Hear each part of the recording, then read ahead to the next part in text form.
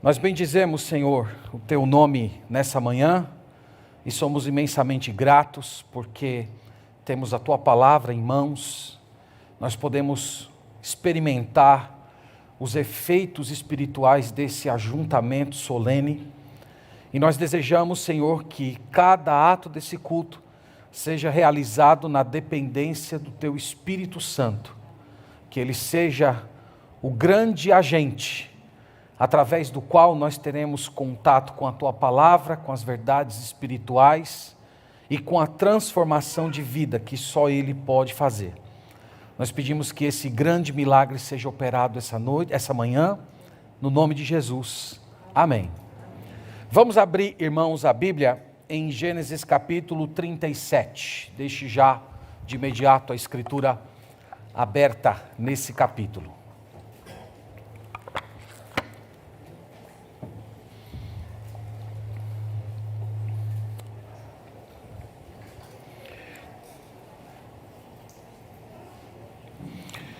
Gênesis capítulo 37, a nossa abordagem hoje começa no versículo 12 e vai até ao final desse capítulo.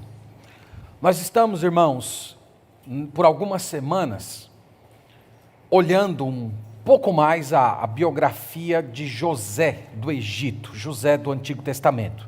Essa é a terceira mensagem. O que é que nós temos visto até o momento? Semana passada eu tentei mostrar para os irmãos que José, ele cresceu meio que espremido entre o amor do pai e o ódio dos irmãos. Então ele estava num lar muito complicado e disfuncional. E de um lado ele era profundamente amado, projetado pelo seu pai, e do outro ele era odiado e apequenado pelos seus irmãos. Eu tentei mostrar isso para vocês. Eu disse também que Jacó tinha uma aberta preferência por José. A prova disso foi que ele colocou esse jovem como uma espécie de fiscal do serviço dos seus irmãos. E ele também vestiu José de uma túnica tipicamente nobre, a túnica talar de mangas compridas. Vocês vão ver essa expressão várias vezes se repetindo em nossa passagem hoje, indicando que Jacó havia escolhido, eleito esse jovem para ser uma espécie de herdeiro da primogenitura. E para compor todo esse cenário, nós também olhamos os sonhos de José. Por duas vezes, Deus revelou a ele o que aconteceria no futuro. Nas visões que o Senhor o entregou, ele percebeu que ele não seria só o primogênito de entre os seus irmãos, mas ele reinaria sobre eles. E mostramos, por fim, que o efeito dessa situação toda foi o ódio e o ciúme dos irmãos de José. A hostilidade a cada dia crescia no coração e especialmente nas palavras dele.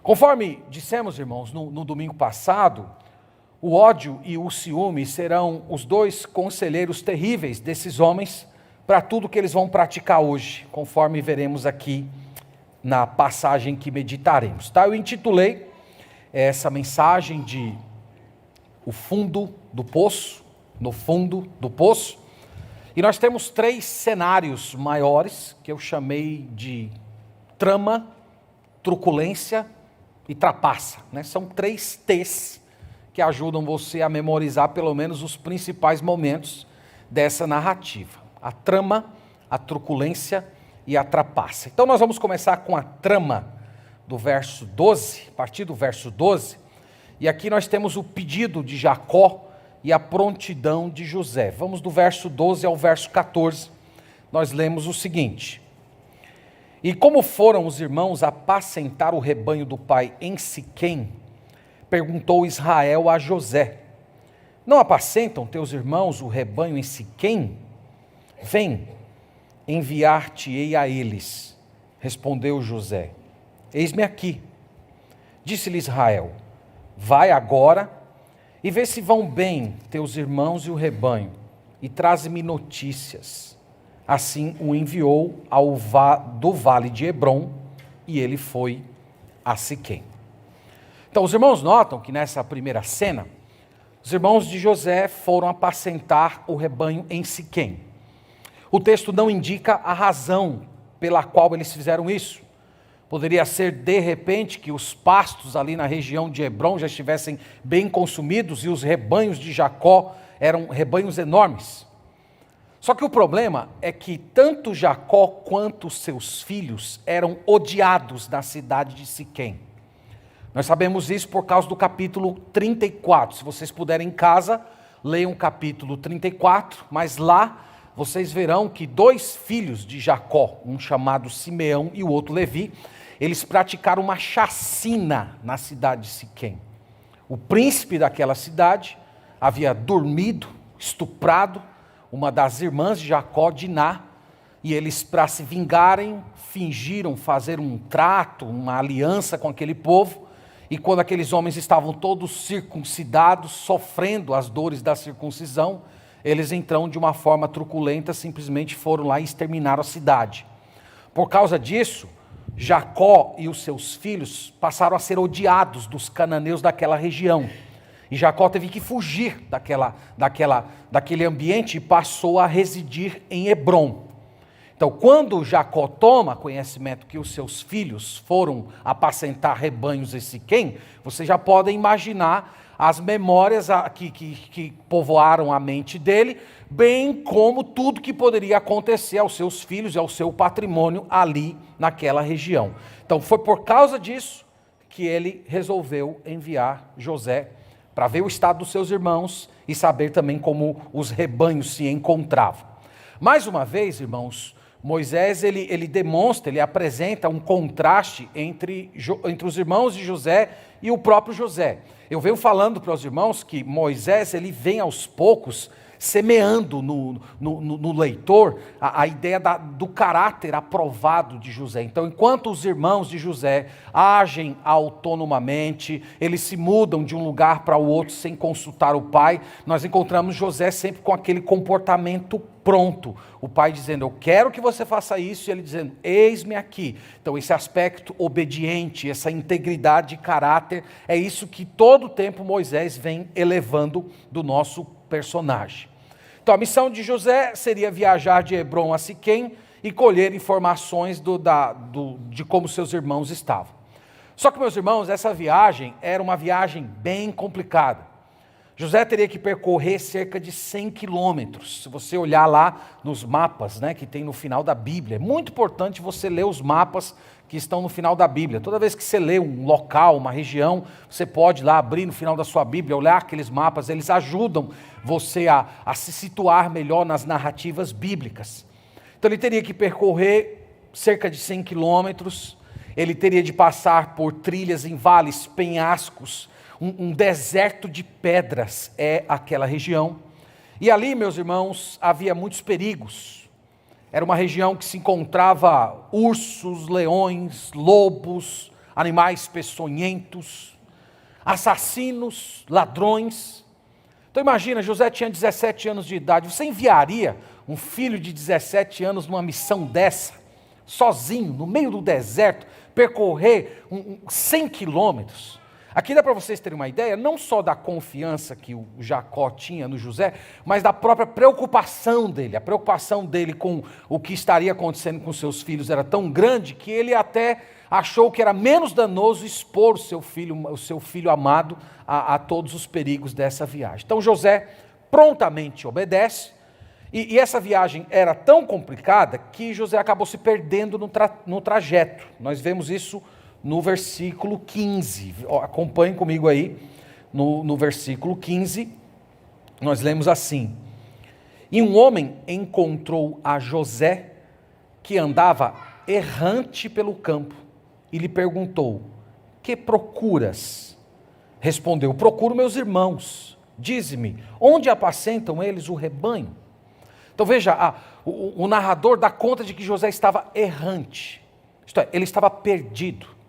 Era tanto espaço para ser coberto, para encontrar os seus irmãos, que ele simplesmente se perdeu ao longo dessa longa caminhada.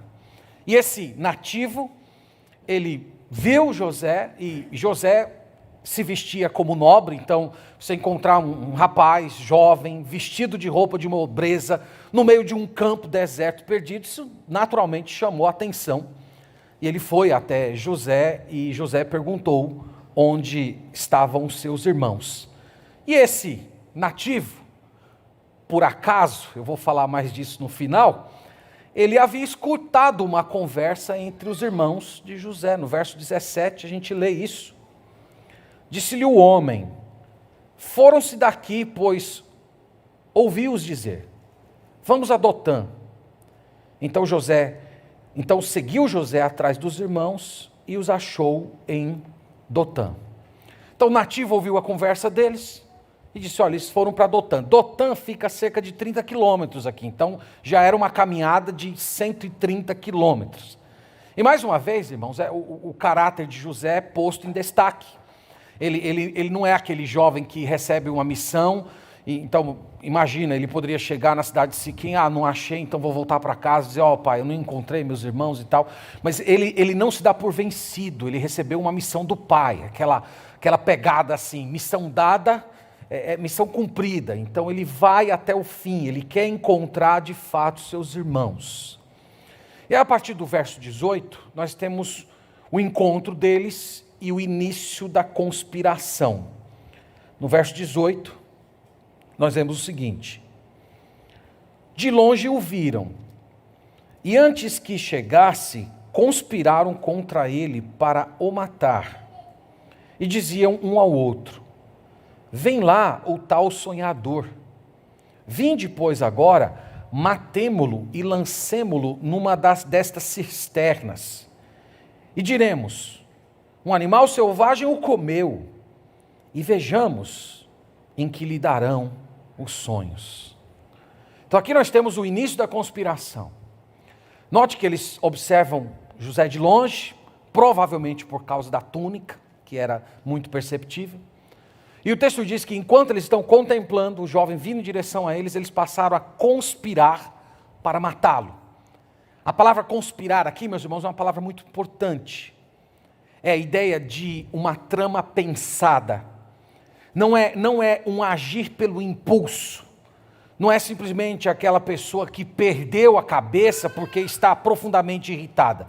Não, ali é alguém que está agindo de um modo premeditado. É o sangue frio em evidência. Então aqui, nessa palavrinha conspirar, você pode imaginar os irmãos de José tramando o modo de matar, como é que seria o assassinato, o que é que eles iam fazer com o corpo, qual seria o álibi que eles iriam inventar para justificar toda aquela situação. Então nós temos aqui uma coisa muito fria, uma coisa muito perversa. Veja que em todo momento o Moisés está evidenciando a integridade de José e colocando do outro lado o mau caráter, as emoções distorcidas dos irmãos dele. A Bíblia vai dizer em 1 João capítulo 3,15, que todo aquele que odeia o seu irmão é assassino. E nós percebemos aqui isto ganhando volumes reais. Uma outra coisa que merece destaque aqui, falando das emoções dos irmãos de José, é que do lado do sentimento de conspiração, dessa trama sanguinária, há também uma espécie de um espírito zombador. A gente pode ver isso quando eles falam assim no verso 19. E um dizia ao outro: vem lá o tal sonhador. Aqui vocês percebem a trama se misturando com a ironia, com a zombaria. O sonhador, o tal sonhador, seria mais ou menos assim: lá vem o mestre dos sonhos. Lá vem aquele que vive de sonho em sonho, o maior de todos os sonhadores. Então perceba os sentimentos deles, o ódio, a premeditação, ao mesmo tempo aquele sintoma de zombaria. A conspiração então ganha volume, e eles começam, Moisés começa a descortinar o que estava passando naquela conversa deles. A ideia seria matar José e jogá-lo em uma cisterna. Nas regiões desérticas era muito comum haver cisternas.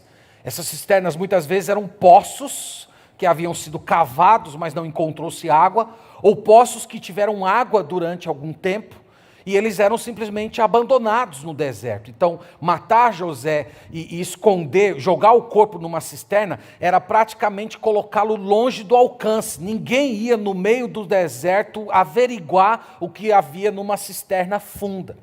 Então, era uma forma, era perceptível aqui o álibi perfeito. Eles também, meus irmãos, inventariam uma história. A história seria que José teria sido morto por um animal.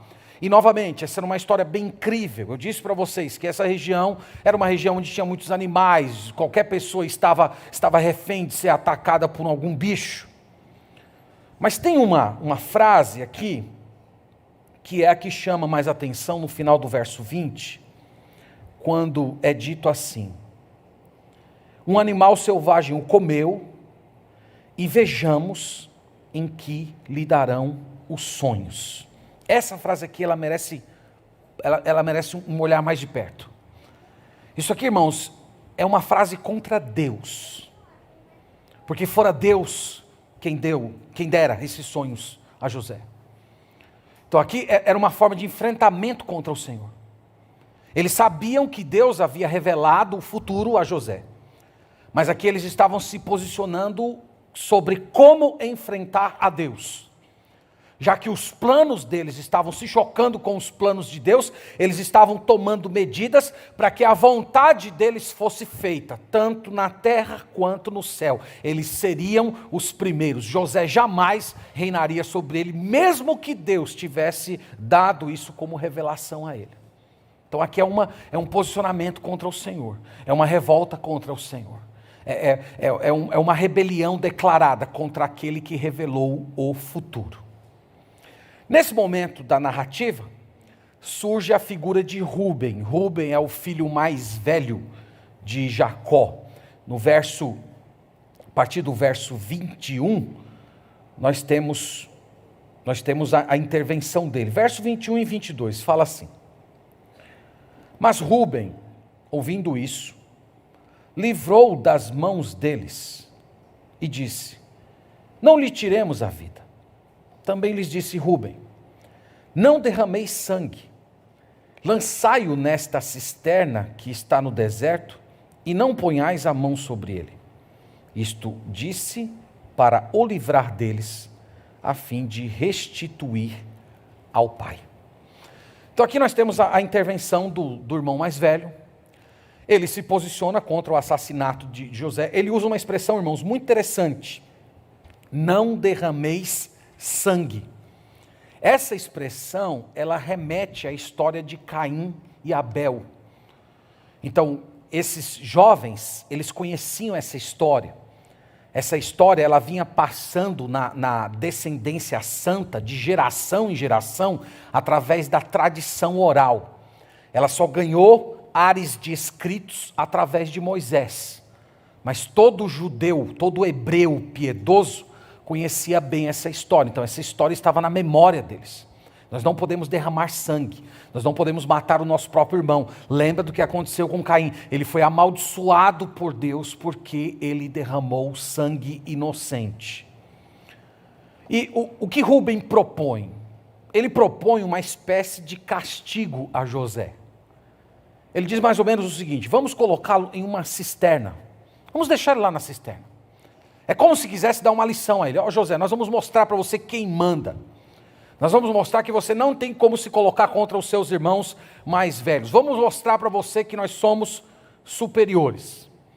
No entanto, o narrador dá conta que o propósito final de Rúben era resgatar o garoto e entregá-lo ao pai.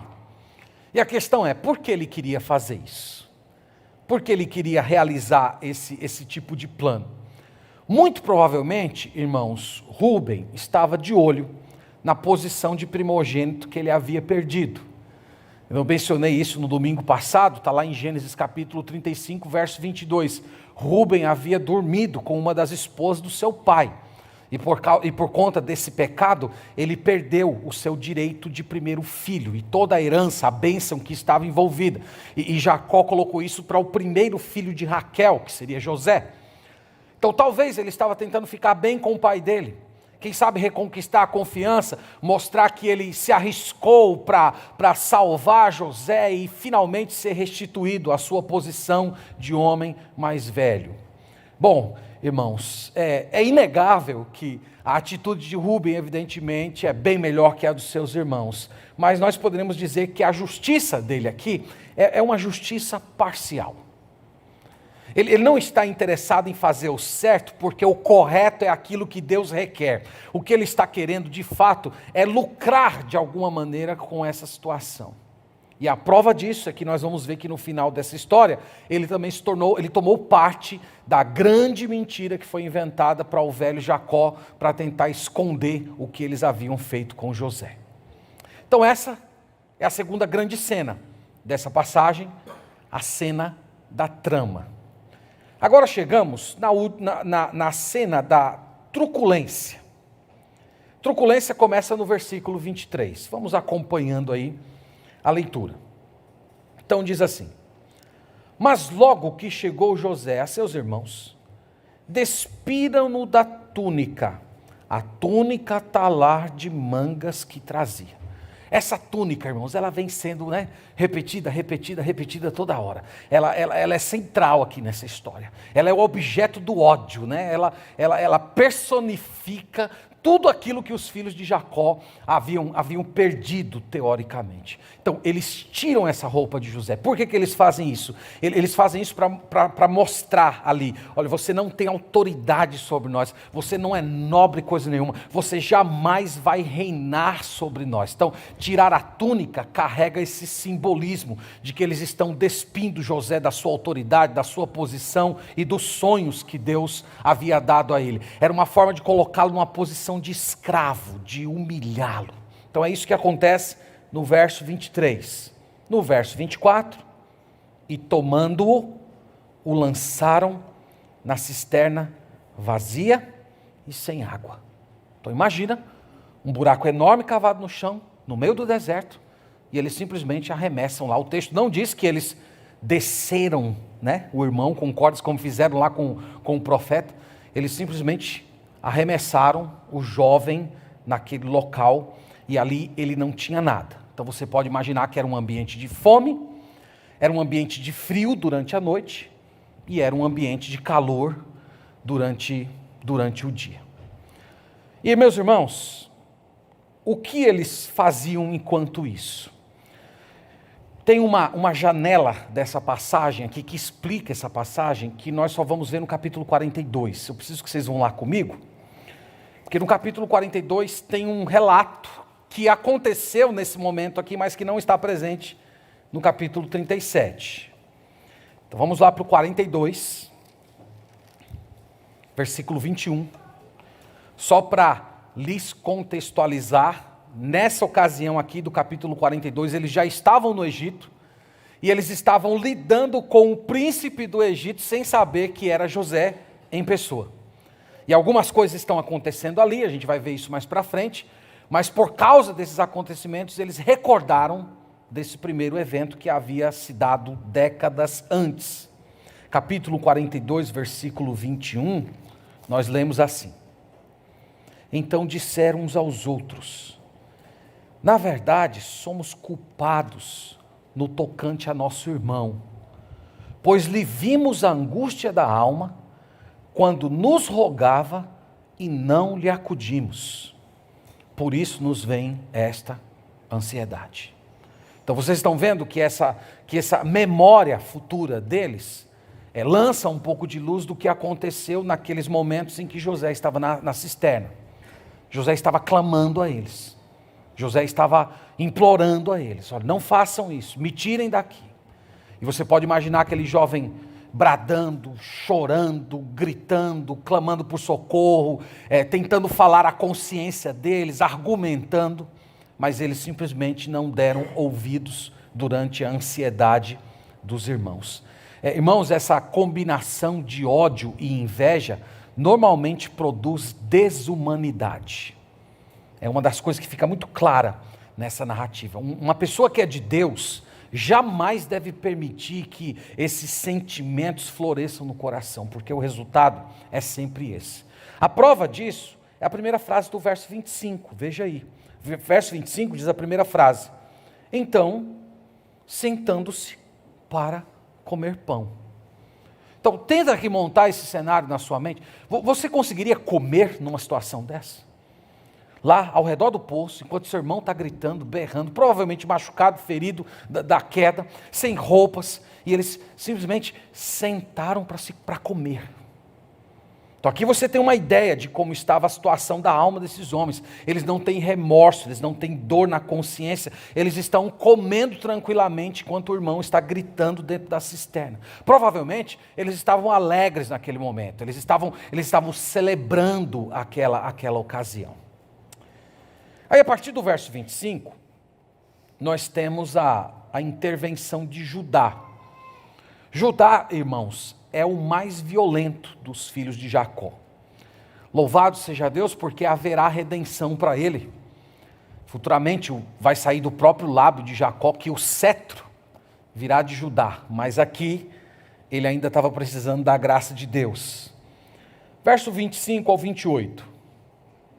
Ora, sentando-se para comer pão, olharam e viram que uma caravana de ismaelitas vinha de Gileade. Seus camelos traziam aromatas, bálsamo e mirra, que levavam para o Egito. Então disse Judá a seus irmãos: de que nos aproveita matar o nosso irmão e esconder-lhe o sangue? Vinde, vendamo-lo aos ismaelitas. Não ponhamos sobre ele a mão, pois é nosso irmão e nossa carne. Seus irmãos concordaram. E passando os mercadores medianitas e os irmãos de José, o alçaram e o tiraram da cisterna e o venderam por 25 siclos de prata aos ismaelitas, que levaram José ao Egito. Então José ele tem um estalo. Ele percebe uma caravana de ismaelitas. Esses homens, irmãos, eles eram comerciantes, aqueles comerciantes do tipo itinerantes, muito comuns nos desertos, ainda hoje. Note que eles são chamados de ismaelitas em um versículo e no outro eles são chamados de midianitas. Os ismaelitas eram descendentes de Ismael, filho de Abraão com a escrava Agar. E os midianitas eram também descendentes de Abraão, só que com uma outra mulher, uma mulher chamada Quetura. Então eram todos da mesma ascendência, por assim dizer. E eles são mencionados aqui de forma intercambiável, sinônima, porque provavelmente eles haviam se misturado em casamentos. Mas o fato é que eles estavam vindo da região de Gileade e estavam indo em direção ao Egito. E o plano de Judá parece bem apropriado. O que é que nós vamos lucrar? O que é que nós vamos ganhar com o nosso irmão? Então, só matar o nosso irmão não vai trazer nenhum benefício para a gente. Nós podemos ir mais longe, nós podemos nos livrar do nosso irmão e ainda por cima colocar alguma coisa no bolso. E a ideia seria a de vendê-lo como escravo. Os irmãos devem saber que na antiguidade a escravidão era largamente praticada.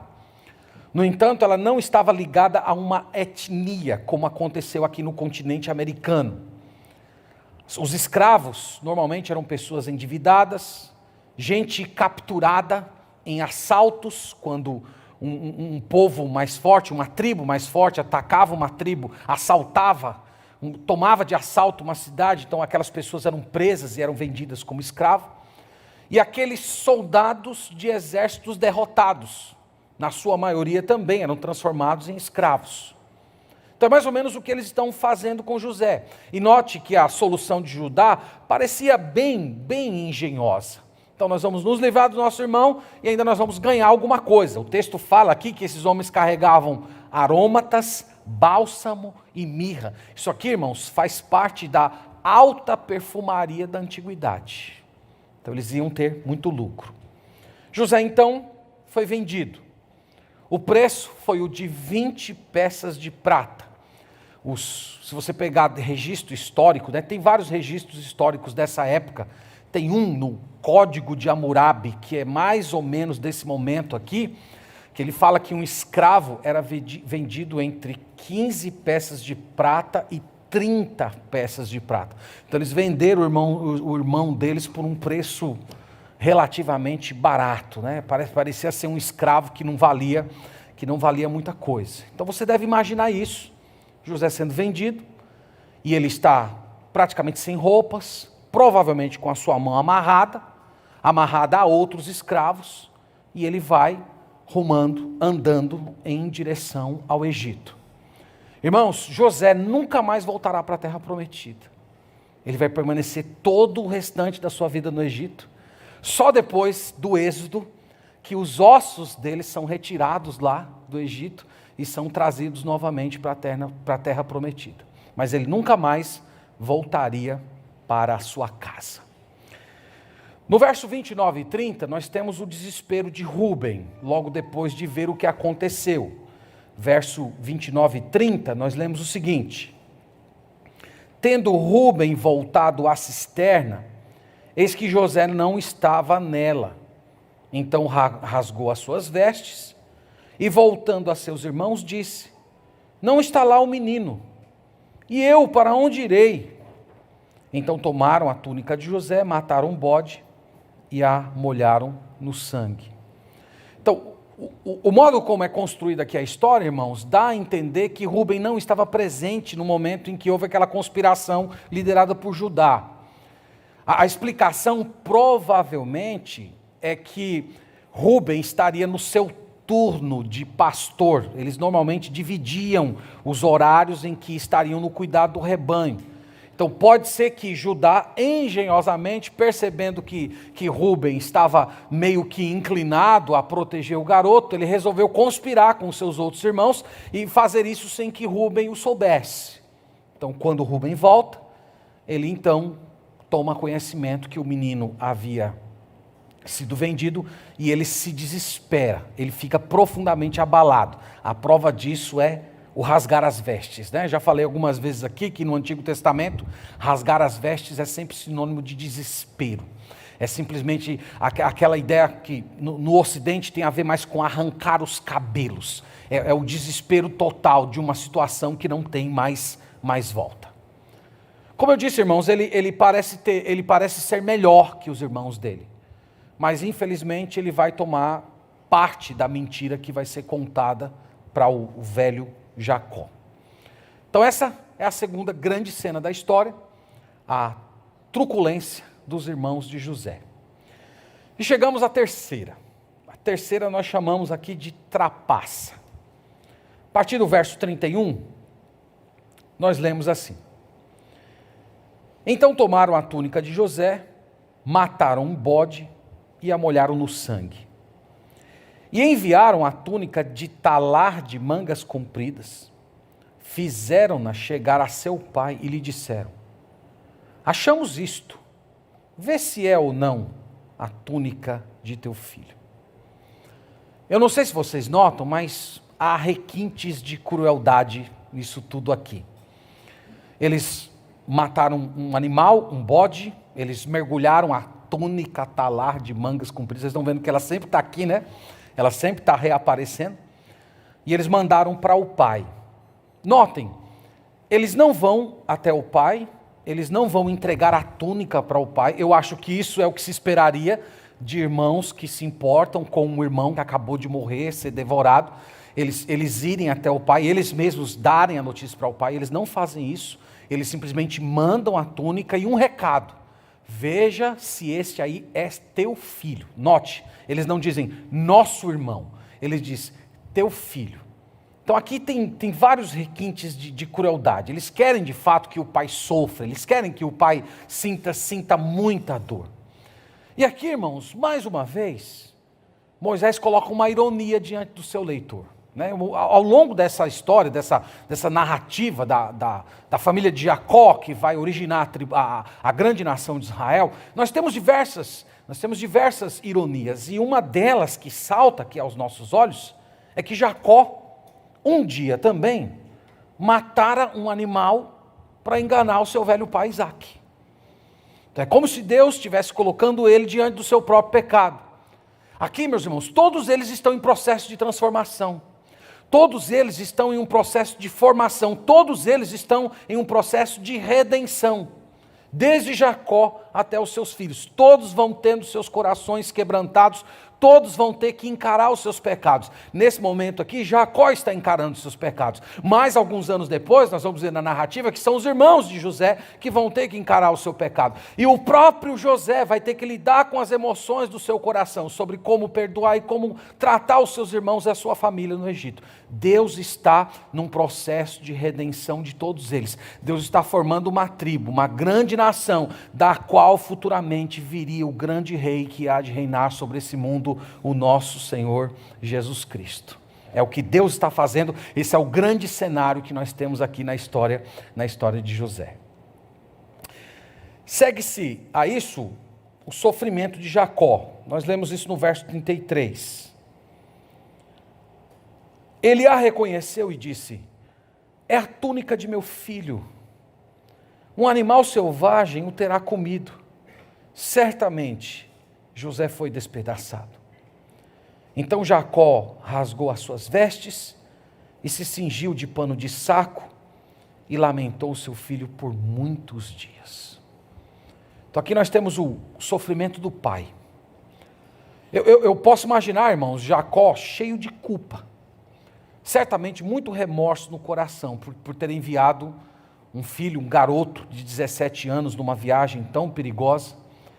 Eu posso imaginar ele atormentado com as imagens de animais devorando seu filho, atacando seu filho. E talvez ele, noites e noites, quando colocando a cabeça no travesseiro, a mente dele tentando criar o que é que teria acontecido. Um leão, um urso, o que foi que aconteceu? Ele foi mordido por um animal peçonhento, depois lobos atacaram ele. Então esse homem deve ter sido atormentado por muito tempo. E uma coisa que é muito comum a gente ouvir em situações de corpos desaparecidos, isso é uma coisa que de vez em quando a gente vê, a dor dos pais de não poder enterrar. Não é isso, irmão Rafael? Trabalhou já nessa área? É uma coisa que a gente sempre ouve. Queria enterrar meu filho. Eu queria poder marcar essa despedida. Colocar o filho para descansar. Então todas essas questões martelando na mente desse homem, fez com que ele se entregasse a um completo estado de sofrimento, pano de saco, choro ininterrupto por muitos dias. Aqui, irmãos, é a imagem do desespero total.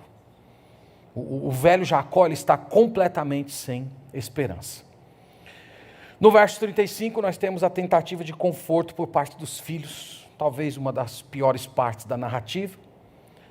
Levantaram-se todos os seus filhos e todas as suas filhas para o consolarem. Ele, porém, recusou ser consolado e disse: chorando, descerei a meu filho até a sepultura. E de fato, o chorou o seu pai. É imoral. Eu fiquei tentando procurar uma palavra para designar isso. É simplesmente imoral. Eles sabiam o que tinha acontecido, eles poderiam aliviar o sofrimento do pai deles, mas eles vão lá consolar o pai. Consolar aqui, irmãos, não é só dizer, tá tudo bem. Consolar aqui é chorar junto. Então vocês conseguem imaginar eles chorando junto com Jacó, enquanto eles sabem tudo o que eles fizeram, eles sabem que só uma palavra deles poderia trazer algum tipo de conforto para o coração daquele homem. Mas, irmãos, isso é o que acontece com os corações que são endurecidos pelo pecado. Eles são dessensibilizados. Jacó disse que teria luto pelo restante da sua vida. Isso não é uma coisa comum no Antigo Testamento. No Antigo Testamento, vocês já devem ter percebido nas suas leituras, que se marca uma época de luto. Chorou uma semana, chorou um mês. Mas aqui ele diz que estaria em um estado de perpétuo luto. E é dessa maneira, irmãos, que a janela da história de José se fecha em Hebrom. Mas Moisés vai abrir uma nova janela, preparando, o leitor para os próximos capítulos, mostrando o que está acontecendo no Egito. Versículo 36, aqui é a preparação para o que vem a seguir. entre mentes, os midianitas venderam José no Egito a Potifar, oficial de Faraó, comandante da guarda. Então a janela da história se fecha em Hebrom, na terra prometida. E se abre uma nova janela de história no Egito agora. O que está acontecendo aqui? Moisés já está adiantando o leitor. A história não acabou. Parece ser o fim, parece ser a morte. É o luto de José, mas não é o luto. Ele está vivo. Ele foi comprado por Potifar, homem de autoridade que trabalha diretamente para Faraó. E é isso aqui que prepara a gente, né, que enche o nosso coração de expectativa para o que veremos nos próximos domingos, se assim o Senhor nos permitir. Irmãos queridos, eu quero passar para algumas lições e depois nós vamos orar ao Senhor. O que nós aprendemos dessa narrativa? Em primeiro lugar, nós aprendemos a respeito do poder destrutivo do pecado. Irmãos, como é perigoso abrigar pecado no coração. Como é perigoso alimentar pecado, fugir de encará-lo. Como é perigoso evitar confessar o pecado, arrepender-se, abandoná-lo. Sempre que alguém resolve abrigar o pecado no coração, alimentá-lo sem se arrepender, normalmente o resultado será ruína. Então basta vocês observarem o que aconteceu no coração dos irmãos de José. Eles são cheios de ódio, ressentimento, covardia, mentira, conspiração, vingança, cinismo. É um cardápio de pecados que existe no coração desses jovens. Por que eles são assim? Porque eles permitiram que o pecado abrigasse, eles permitiram que o pecado criasse raízes e formasse diversas ramificações na alma deles. O pecado, irmãos, tem poder de fazer essas coisas. Nós não devemos ser insensíveis para os efeitos dos pecados não confessados. Eles vão destruindo a nossa alma, eles vão sufocando bons sentimentos, nós vamos ali criando as nossas próprias racionalizações para procurar nos justificar, mas o final sempre será o mesmo, será destruição. Lembre-se disso. Nós precisamos, irmãos, todos os dias orar para que o Senhor nos conceda a sua graça. Nós precisamos clamar a Deus para que Ele reforce a ação do Espírito Santo em nosso coração, para que nós nunca sejamos endurecidos pelas astúcias do pecado. Porque pessoas do Senhor, elas podem agir piores do que ímpios, quando elas se permitem ser levadas pelo pecado. Então, ou você mortifica o pecado no seu coração, ou ele vai destruir você. Algo que nós aprendemos fortemente de toda essa narrativa. Segunda lição. Crentes verdadeiramente fiéis podem parar no fundo do poço. Nós aprendemos isso também nessa história. Nem sempre, meus irmãos, a fidelidade a Deus produzirá recompensas imediatas. Aliás, em certos casos, a fidelidade a Deus pode inclusive ser a causa de você parar no fundo do poço. Qual foi o pecado de José? José foi obediente ao seu pai. José escolheu ser íntegro. E esse foi o motivo que ele foi parar no fundo do poço. Mais para frente nós vamos ver ele parar no cárcere do Egito. Por que ele foi parar no cárcere? Porque ele recusou o pecado sexual. Mais para frente, os 3 amigos de Daniel, por se negarem a se prostrar diante da estátua de Nabucodonosor, eles vão parar na fornalha. Daniel é jogado na cova dos leões porque ele tomou uma decisão de permanecer fiel a Deus. Então, irmãos, a Bíblia está repleta de histórias como essa que elevam esse princípio. Ser fiel a Deus nem sempre vai te trazer conforto. Ser fiel a Deus nem sempre vai te trazer vitória. Ser fiel a Deus nem sempre vai te trazer bênçãos imediatas. Nós temos que lembrar disso. Vocês sabem que nós vivemos hoje numa geração evangélica no nosso país que é profundamente marcada pelos conceitos de que se você for fiel a Deus vai dar tudo certo. Se você for íntegro, se você tomar as decisões corretas, se você fizer os devidos sacrifícios, Deus irá recompensar você devidamente, nesse mundo. Isso, irmãos, não é bíblico. Muitas vezes o resultado vai ser o contrário. Vai ser ódio, hostilidade e o dano. José, nós vamos ver até o final da história, que Deus deu recompensas para ele ainda nesse mundo. Mas para cada José, existem milhares de pessoas que foram fiéis a Deus e nunca receberam recompensa alguma nesse mundo. Todas as premiações ficaram para o mundo vindouro. Então nós não devemos guardar no coração essa expectativa. Nós não devemos viver com essa ideia de que eu vou ser fiel a Deus, eu vou fazer as coisas certas, porque no final Deus vai me abençoar. No final de tudo, Deus vai te abençoar. Isso é certo. Mas nesse mundo, nem sempre isso acontece. Então, algumas vezes, ser fiel a Deus vai te colocar no fundo do poço. Agora, o que você tem que fazer quando chega no fundo do poço? O que você poderia imaginar que, além do desespero, passava na mente de José, enquanto ele estava lá, naquela cisterna no meio do deserto? O único caminho para quem está no fundo do poço é crer em Deus. O único caminho é acreditar na soberania bondosa do Senhor. A única estrada que te resta é você acreditar de todo o seu coração de que todas as coisas cooperam para o bem daqueles que amam a Deus. Que as adversidades são como as pinceladas escuras de um belo quadro. As provações são como o polimento do diamante, a purificação do ouro. As grandes lutas desse mundo é a escola na qual Deus está nos ensinando a amá-lo e a experimentá-lo como o supremo valor da nossa vida. As tribulações, elas ajudam a quebrar as nossas amarras com esse mundo, elas servem para mostrar o que está dentro do nosso coração, e nesse processo nós temos o privilégio de descobrir que Deus é o maior tesouro da nossa vida. Isso é o que deve estar na mente de todo aquele que está no fundo do poço. Se não for assim, você vai ficar desesperançado, você vai ficar ressentido.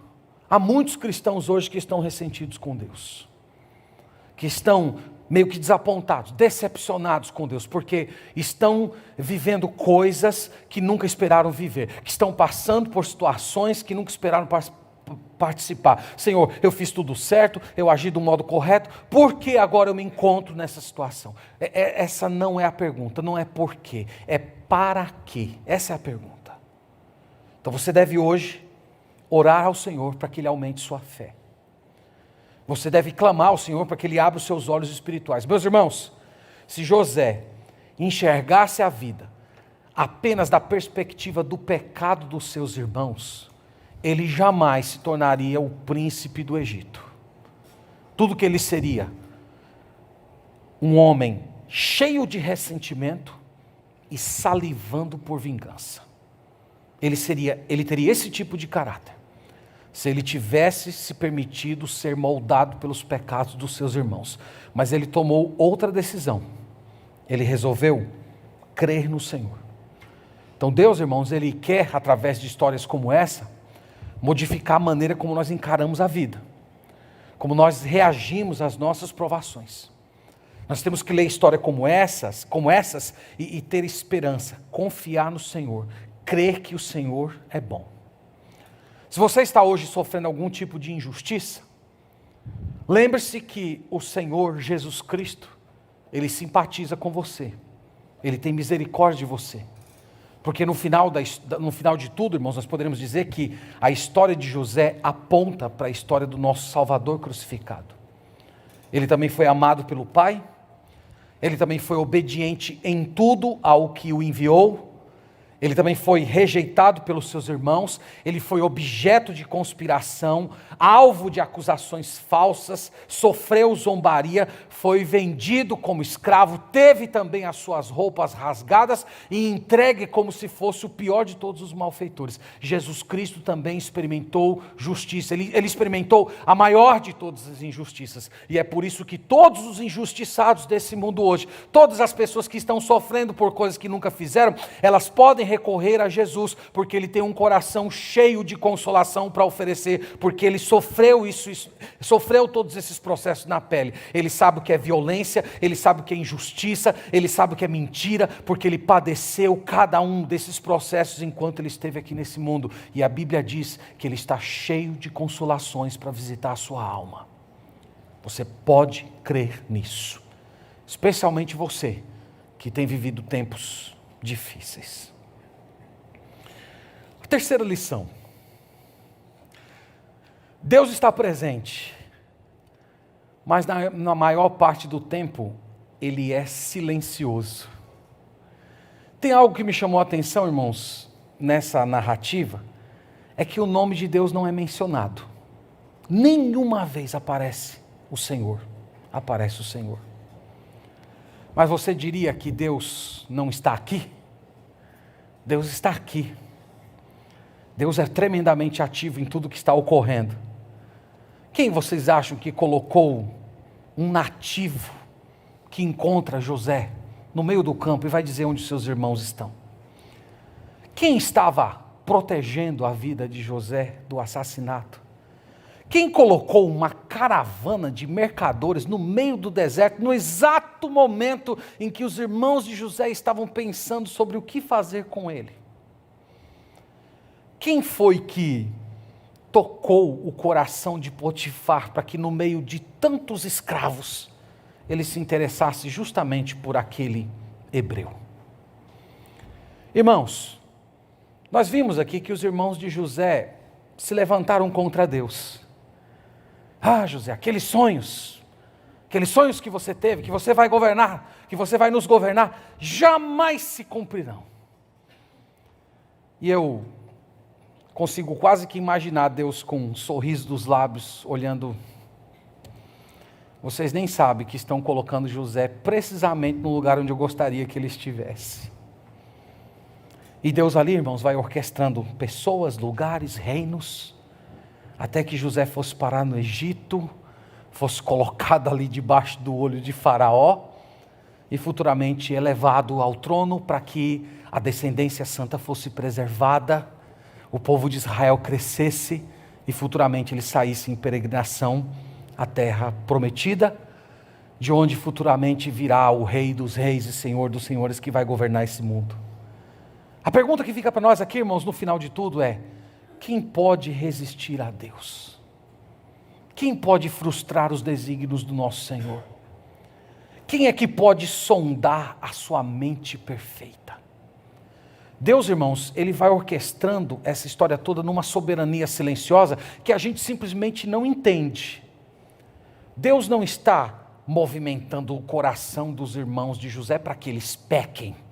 A Bíblia fala que Deus não é participante do pecado do homem. Mas ao mesmo tempo, tudo está acontecendo segundo o plano dele. E nós não entendemos como isso funciona. Aqui nós entramos naquela velha discussão da soberania de Deus e da responsabilidade humana. Nós não sabemos o ponto, o local onde as duas se tocam, mas aqui as duas estão presentes. Deus está organizando tudo, mas Ele não é participante do pecado dos irmãos de José. E nós ficamos nesse paradoxo, nesse santo paradoxo, que Deus simplesmente não esclarece. Mas o que eu quero dizer, irmãos, é que o mesmo ocorre conosco hoje. Nós somos tentados, às vezes, na força das provações, a pensar que nós estamos sozinhos, que as nossas orações não são ouvidas, que Deus não está se importando com o nosso esforço. Mas eu espero que essa história hoje chegue para aquecer o seu coração. E você veja que Deus está presente. Que o Senhor está conduzindo todas as coisas por meio de uma soberania sábia, mas muito, muito silenciosa. E que um dia, todos aqueles que são de Deus, verão por detrás da cortina. Um dia nós vamos acessar a esse roteiro. Nós vamos ver o roteiro da nossa própria história, olhando pelo retrovisor dela, e vamos exultar, sabendo que o Senhor sempre esteve conosco. Mas isso não é só no futuro, isso é para ser no presente também. Porque através de passagens como essa, irmãos, nós podemos hoje levantar as nossas orações e no meio das nossas cisternas, dizer: Senhor, eu te agradeço porque, mesmo sem saber como, mesmo sem sentir, eu sei que o Senhor está do meu lado. Eu sei que o Senhor está presente. Porque a tua palavra me garante isso. E eu creio. Isso, irmãos, é o que significa viver pela fé. É assim que o povo de Deus é chamado a viver nesse mundo. Crendo que Deus está ativo. Mas que na maioria do tempo Ele está silencioso. Mas que no final de tudo nós vamos ver que Ele sempre esteve conosco. E essa crença de que um dia nós vamos saber, ela já nos leva hoje a orar agradecendo por essa grande verdade espiritual. Deus está presente. Creia nisso. Seu coração vai ser abençoado pelo Senhor. Que Deus nos abençoe, meus irmãos, e que a palavra dele habite ricamente o nosso coração. Vamos orar a Deus nesse momento.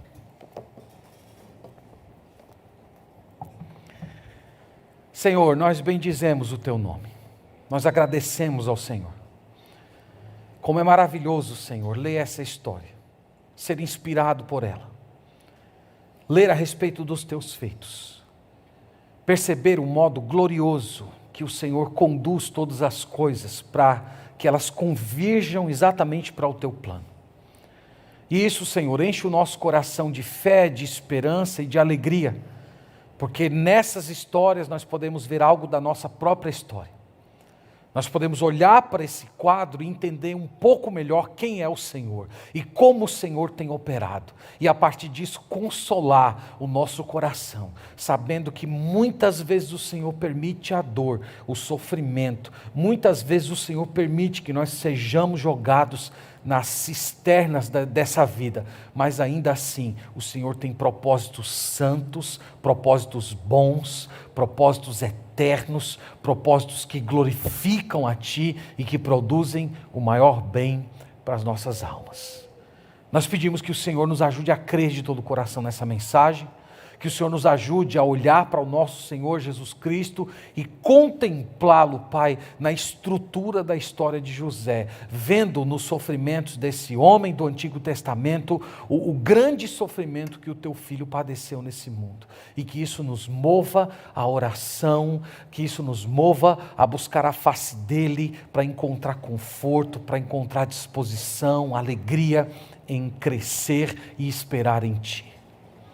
Nós também oramos para que o Senhor nos livre, que o nosso coração não seja, Pai, iludido pelo engano do pecado, pelas astúcias da maldade. Enche o nosso coração de arrependimento. Não permita, Senhor, que nós venhamos abrigar o mal no nosso coração, alimentá-lo, vê-lo criando raízes, ramificações.